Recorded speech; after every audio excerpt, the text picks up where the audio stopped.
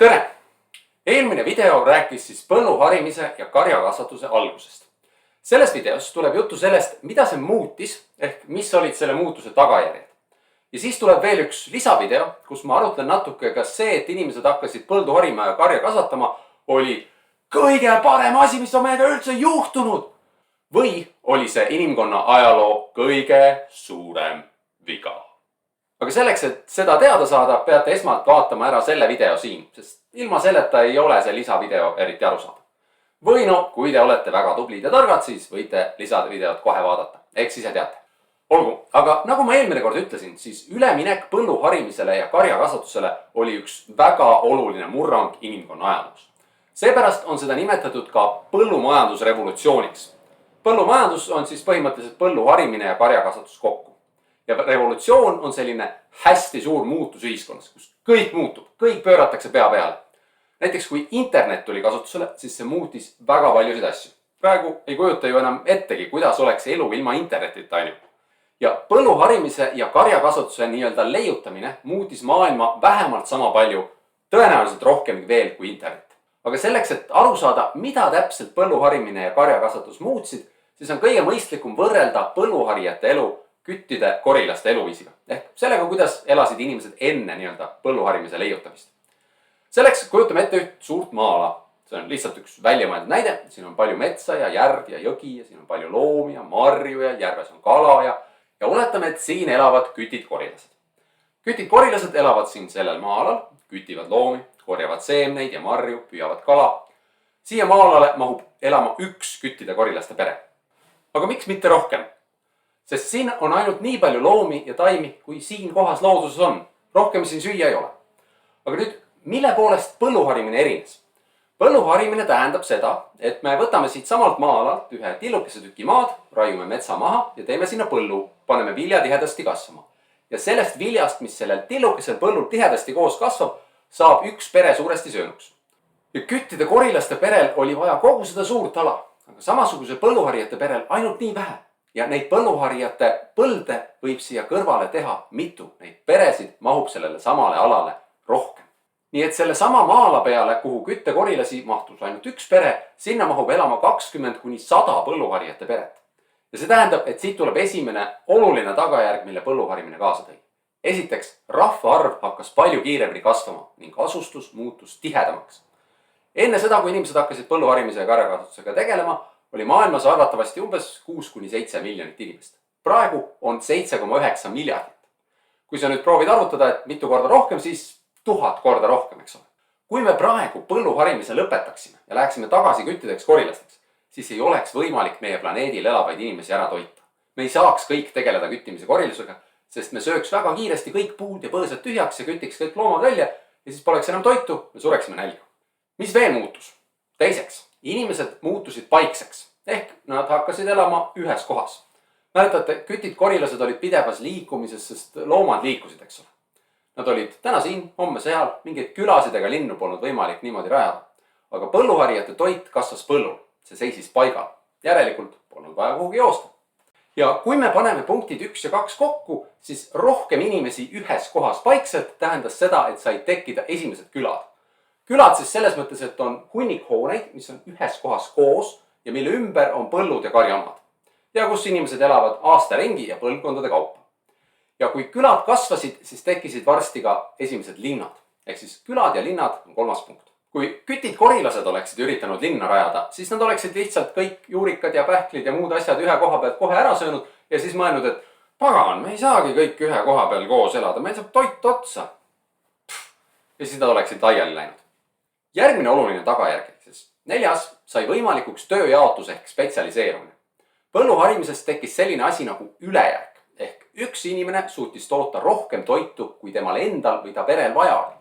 See tähendas, et kõik inimesed ei pidanud enam toidu hankimiseks tööd tegema, vaid mõned võisid midagi muud ka teha. Tekkisid muud ametid nagu käsitööline, kaupmees, valitseja, sõjamees ja nii edasi.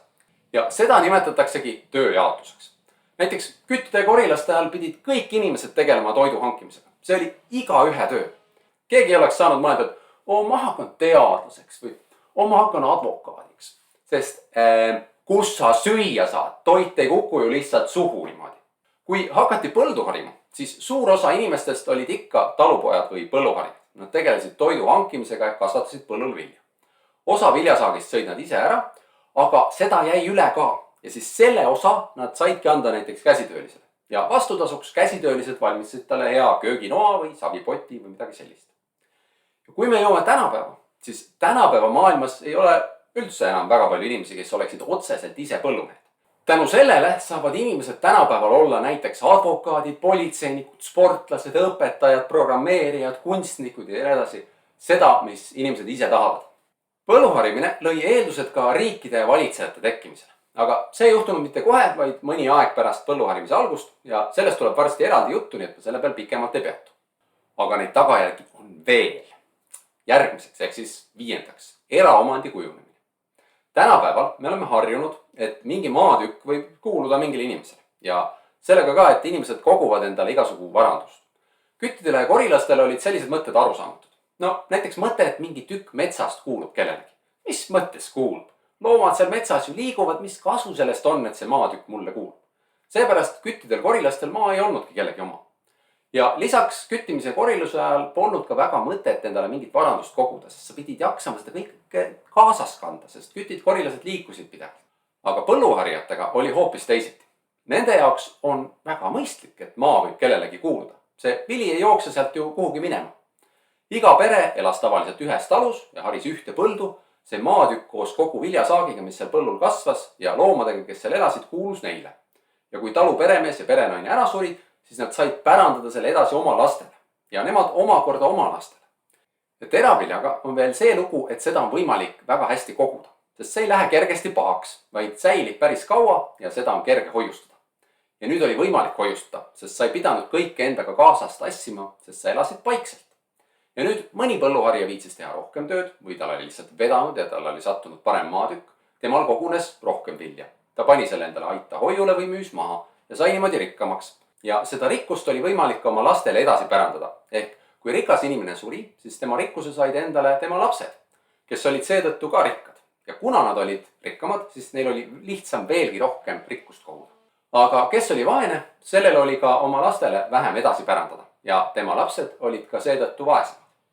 Sellest me jõuame järgmise punktini ehk 6. varanduslik kihistumine ehk ebavõrdsuse teke.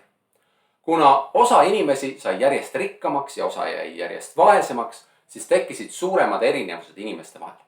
Ajapikku jagunesid inimesed klassidesse ja ma ei mõtle selliseid klasse nagu koolis, vaid selliseid klasse nagu ühiskonnas on. Osa inimesi olid väga rikkad ja mõjuvõimsad, neile kuulus palju maad, tihti olid nad sõjamehed. Nendest moodustus ühiskonna kõige kõrgem klass ehk ülikud. Nende ülesandeks oli juhtida ja korraldada kogukonna elu. Kuna nad olid rikkad, siis nad ei pidanud ise füüsilist tööd tegema, näiteks põldu harima, vaid neil olid selleks teenijad või orjad. Suur osa inimesi olid nii-öelda tavalised inimesed ehk lihtrahvas. Nemad moodustasid selle keskmise klassi. Nemad tegelesid lihtsalt oma põllulapi harimise ja karja kasvatamisega, aga lihtrahva hulka kuulusid enamasti ka käsitöölised. Ja siis oli veel kõige madalam klass ehk orjad. Need olid siis inimesed, kes kuulusid mõnele teisele inimesele ja tegid kõike, mis nende omanik käskis neil teha. Enamasti nad tegid raskeid füüsilisi töid. Orjaks võidi saada näiteks nii, kui sattusid sõjas vangi naaber rahva juurde ja sind sunniti orjaks. Või kui keegi vaene inimene ja kellelegi võlgu ei suutnud enam võlga tagasi maksta ja langes seetõttu orjusesse. Orjad olid siis ühiskonna alamklass. Selliseid klasse võis olla mõnel maal rohkemgi, aga enamasti oli vähemalt 3 klassi. Ja põlluharijate ühiskondades oli enamasti nii, et näiteks kui sinu vanemad olid orjad, siis olid ka sina ori. Ja kui sinu vanemad olid ülikud, siis olid ka sina ülik. Ehk siis sinust endast ei sõltunud tegelikult eriti midagi, ainult sellest, millisesse perekonda sa sündisid. Ja need klassid ongi ühiskonna nii-öelda kihid. Ehk ühiskonna kihistumine tähendab seda, et inimesed ei olnud enam võrdsed, vaid kuulusid mingisugustesse klassidesse. Ja erinevused ei tekkinud ainult selles osas, et kes on rikas ja kes on vaene. Arvatavasti suurenes või tekkis ebavõrdsus ka meeste ja naiste vahel ehk sooline ebavõrdsus. See on siis järgmine punkt. Tänapäeva ühiskonnas on mehed ja naised seaduse ees võrdsed ja kuigi te olete võib-olla kuulnud, et meil on soolise ebavõrdsusega ka probleeme, siis kui ajalukku tagasi vaadata, on praegused probleemid õnneks üsna väikesed. Kui te nüüd hakkate edasist ajalugu õppima, siis ma arvan, et te märkate, et enamik valitsejaid või muidu inimesi, kellest ajalootunnis räägitakse, on mehed. Ja võib jääda selline mulje, et suur osa ajaloost ongi siuke meeste asi, tiirleb meeste ümber. Tekib küsimus, et kus need naised olid? Vot see on seepärast, et enamikes põlluharijate ühiskondades oli üsna suur sooline ebavõrdsus ning mehi peeti ühiskonnas tähtsamaks. Väga paljudes ühiskondades naine ei olnud iseseisev, vaid ta oli nagu mingi asi, mis kuulus kas oma isale või pärast abiellumist oma mehele. Umbes nagu sinu telefon kuulub sulle. Niimoodi oli siis põlluharijatel, et naine oli kehvemas positsioonis. Kuidas oli küttidel korilastel? Seda on natuke raske kindlalt öelda, aga paistab, et küttide korilaste hulgas ei olnud sellist soolist ebavõrdsust. Et mees ja naine olid pigem võrdsed. Aga miks kaasnes põlluharimisega sooline ebavõrdsus? Seda me tegelikult hästi ei tea. Uskuge või mitte, ega ajaloolased ei tea kõiki asju.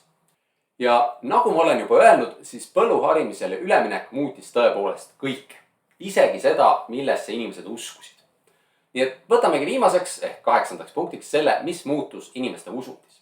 Kui kütid korilased uskusid sellesse, et kõigel on hing ja et loomad on hästi olulised, siis mis te arvate, mis olid põlluharijate jaoks kõige tähtsamad asjad, millesse nemad uskusid?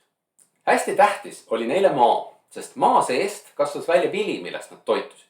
Tihti nimetati maad emaks, maa emaks, et ta on nii-öelda kogu maailma ema. Ja teine tähtis asi oli taevas, sest selleks, et vili saaks kasvada, pidi taevas olema päikest ja vahepeal pidi tulema ka vihma. Ja tihti pidasid põlluharijad taevast isaks. Ja üldiselt ei olnud põlluharijatele enam nii oluline see, et igal asjal on hing, vaid pigem vastasid igale suuremale nähtusele või valdkonnale kindlad jumalad. Merejumal, sõjajumal, taevajumal ja nii edasi. Jumalad olid sellised võimsad üleloomulikud olendid. Enamasti kujutasid inimesed ette neid inimese sarnastena, aga palju vägevamatena. No, nad olid selles mõttes veidi nagu superkangelased. Ning nende jumalate tahtest sõltus see, mis maailmas toimus ja kuidas inimestel läks. Ja kui küttidel korilastel olid šamaanid ehk nõiad, kes käisid nii-öelda vaimude maailmas vaimudega suhtlemas, siis põlluharijatel olid preestrid, kes tegid jumalatele ohverdusi ja püüdsid jumalate tahet välja selgitada. Ja kui mingi probleem oli, siis nad üritasid jumalaid kuidagi lepitada. Ohverdasid näiteks jumalale härja. See tähendab, et tapsid härja ära ja siis kujutasid ette, et jumal sööb selle ära või umbes nii ja siis tal on hea meel. See oli mõnes mõttes nagu kingitus. Ja lisaks olid põlluharijatele väga tähtsad esivanemad. Kõige olulisem asi oli põlluharijatele nende maatükk, mille peal nad elasid. Ja kuna nad olid selle maatüki pärinud oma esivanematelt, siis esivanemad olid ka väga tähtsad. Natuke nagu jumalad selles mõttes, et neid ei tohtinud ka välja vihastada. Muidu võis pahasti minna. Neid tuli austada ja neile tuli meelepärane olla. No nii, teeme siis väikese kokkuvõtte, mis põlluharimise tulekuga muutus ehk kuidas kütid korilased ja põlluharijad üksteisest erinevad. Esmalt siis kütid korilased, nemad hangivad toidu loodusest, neil on väike rahvaarv, hõre asustus, liiguvad ringi, neil pole külasid ega linnu, inimesed on suhteliselt võrdsed ja nad usuvad, et looduses on palju erinevaid hingi. Aga põlluharijad kasvatavad siis oma toidu ise, neil on suur rahvaarv ja tihe asustus ja nad asuvad paikselt, neil on külad ja linnad, eraomand, ebavõrdsus nii ühiskonnaklasside kui sugude vahel ja jumalad iga valdkonna kohta ning esivanemate austamine. No ja ongi kõik, aitäh vaatamast ja üleskutse ka, tellige seda kanalit ja jälgige ka lehekülge Kristo Siia ajalooteemalised õppevideod Facebookis, sest siis te saate teada, kui mõni uus video on tulemas. Kohtume varsti jälle.